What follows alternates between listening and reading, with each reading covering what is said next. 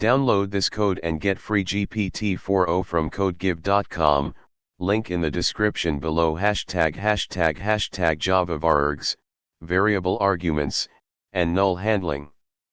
In Java, varargs, variable length arguments, allow you to pass a variable number of arguments to a method.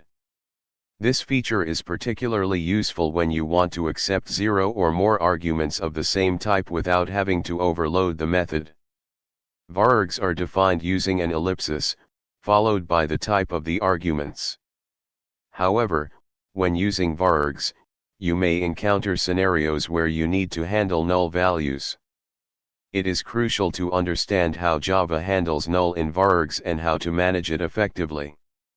#######Declaring a varargs method. To declare a method that accepts varargs, you specify the parameter type followed by an ellipsis. Here's the basic syntax. Example, a varargs method.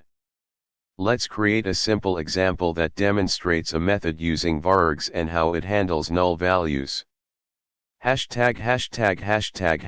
Explanation.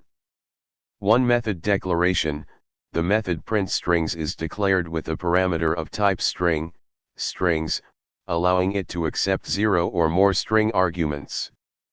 To null and empty check, the method checks if the strings array is null or empty.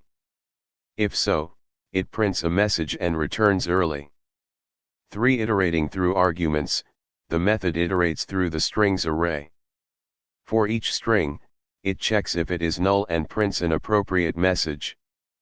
4. Main method. In the main method, we create an instance of varargs example and call printStrings with different sets of arguments. A mix of strings and a null value. A single null value, which is treated as one argument. No arguments, an empty varargs. ###output. When you run the above code, you will see the following output. ###key points. Varargs and null handling. When you pass null as an argument, it is treated as a valid entry in the varargs array. You need to handle it explicitly in your method. Performance. Using varargs can introduce a slight performance overhead compared to using an array directly, but it generally offers greater flexibility and readability for the code. Limitations. A method can only have one varargs parameter, and it must be the last parameter in the method signature. Conclusion. Understanding how to use Java varargs and handle null values is essential for writing robust and flexible code.